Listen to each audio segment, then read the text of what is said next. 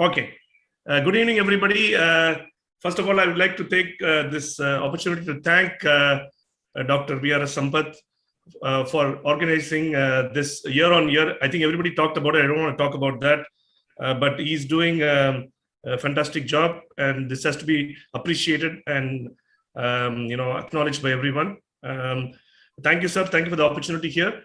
Thank you, thank you to the chairperson for today's meeting, standing in for or sitting in for our Honorable Member of Parliament, Mr. Dayanidhi. I would like to acknowledge and send greetings and regards to Dr. Kalanidhi, Member of Parliament, and all the speakers of today's presentation. I am going to, spend some time, maybe a few minutes, on telecommunications. Sampath sir, thank you for the introduction you had given. When I started in the telecommunication field 30 years ago in the US, I worked with large carriers like AT&T, Verizon, and MCI WorldCom. I worked for a manufacturer, Lucent Technologies, which is the manufacturing arm of AT&T, come from Bell Labs. So I come from a telecom equipment manufacturer, a vendor. So I've traversed the path of telecom for the last 30 years. Just before the internet started, when the World Wide Web was in its nascent stages. So I've seen it all from the beginning, where we had copper, and then we moved to coax, and then fiber. Here we are today. So I think I'll briefly touch upon the, what are the growth areas that we are seeing from 2022 onwards for the next 3 to 4 years. It's very difficult to predict beyond that, given the growth in technology, and especially telecom. I think everybody will appreciate the need for telecom. It's one of the pillars of the IT sector. The key pillars of IT sector is telecommunication. I think everybody is aware the pandemic really gave an opportunity for everybody to understand the importance of telecom infrastructure, which should be solid in nature.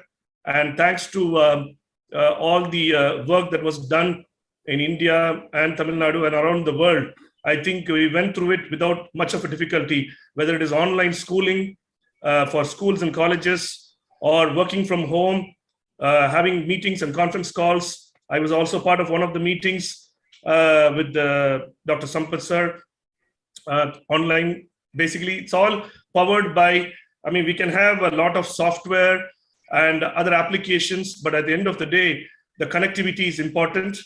We are connected. We are a connected world now. More so than ever. So I think we are going to see huge opportunities coming up in the next 3 to 4 years. The pandemic pushed back some of the growth of 2020 and 2021, and now we have to make up for that.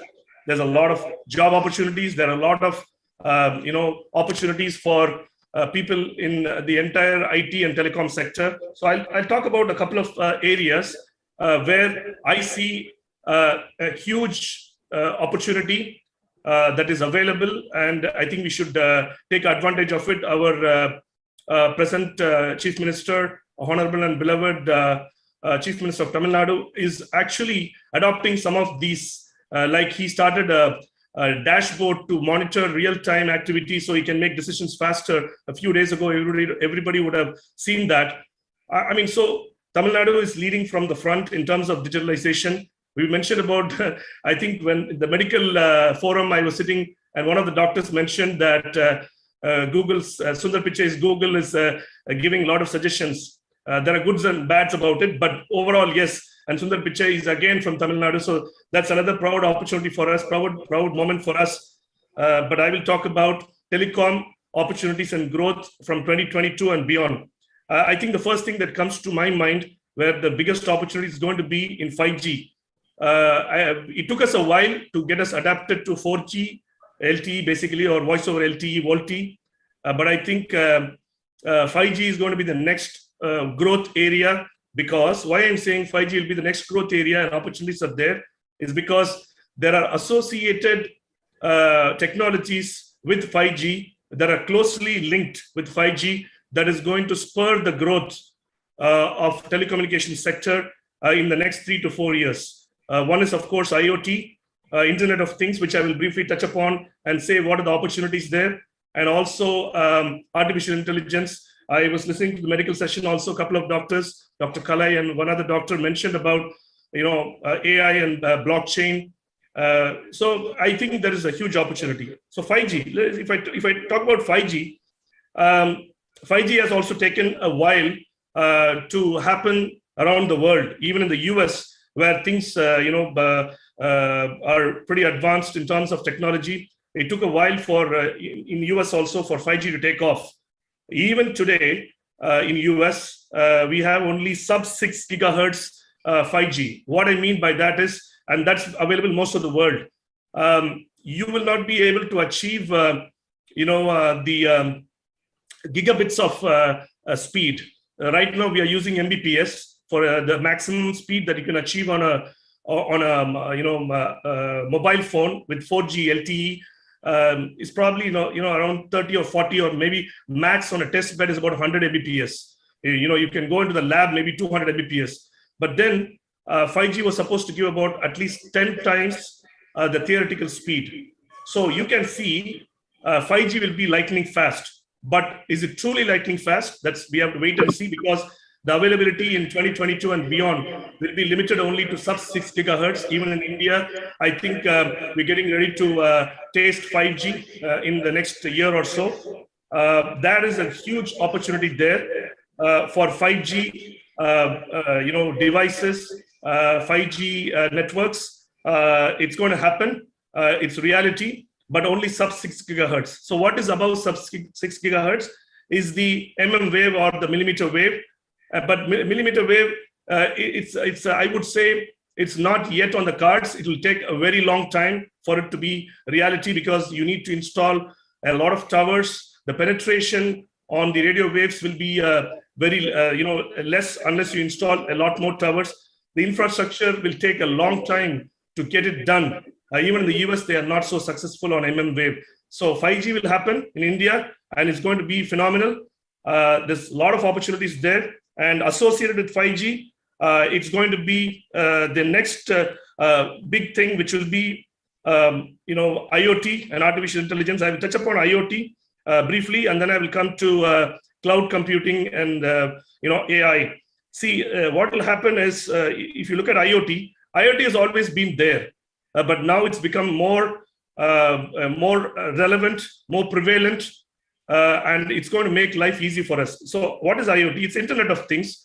So basically, in very simple terms, if you look at IoT, I am actually driving the IoT business. I'm in Oman right now, and I'm pushing forward. We are one of the front runners in my company. I'm pushing forward the IoT growth. And if you look at IoT, you basically, it's a sensor that is attached to any device. Any device can be made smart or intelligent if you attach the sensor. And then it talks to a gateway. We can collect data automatically. And for that, you need a network that is reliable, fast, low latency. 5G can offer that, but then you don't need to go on and to have a very fast network for that. You can even operate IoT on a Bluetooth, for example, and as you can go on a narrow band or a broadband. So, and IoT, the devices, if you look at it, the number of IoT connected devices is about 20 billion devices worldwide. The next 3 to 4 years, it's going to quadruple. It's going to go about 75 to 80 billion devices. The pandemic, if it had not come, we would have seen that growth quite fast. People talk about smart cities, smart lighting, things of that nature. Where I want to point out, there's a lot of opportunities for us in IoT where we can monitor even, for example, agriculture related stuff. So I can talk about use cases. There are few use cases that we can talk about. Smart home, everybody knows. You can have a smart access control. So before you go to the house, you can the smart devices are such that before you reach home, you can tell your coffee maker through your app in the mobile phone to turn on the coffee maker. So by the time you reach home, your coffee is ready. You can have the air condition turned on by the time you reach home through your voice over, voice using the app. These are small things for smart homes. Then there's smart city. But I think this is where the things will start kicking in Tamil Nadu, for example, or in India for that matter. I think parking meters, that can be, I think some of the initiatives are already being taken by the government of Tamil Nadu under our strong leadership of our Chief Minister. But parking meters, you can be automated. Electricity meters, you don't need to go. We have installed electricity meters here where the meter reading is automatic. You're just going to have these sensors attached to the electricity meters, and the electricity reading will automatically go into the central server, and your bills will be generated. So you don't need people to go into your houses and take readings. This is another area. Traffic control, smart lighting. You can save a lot of electricity there. Waste management, public safety surveillance. These will constitute, and these are all IoT driven applications. It will encourage and enhance our leadership position.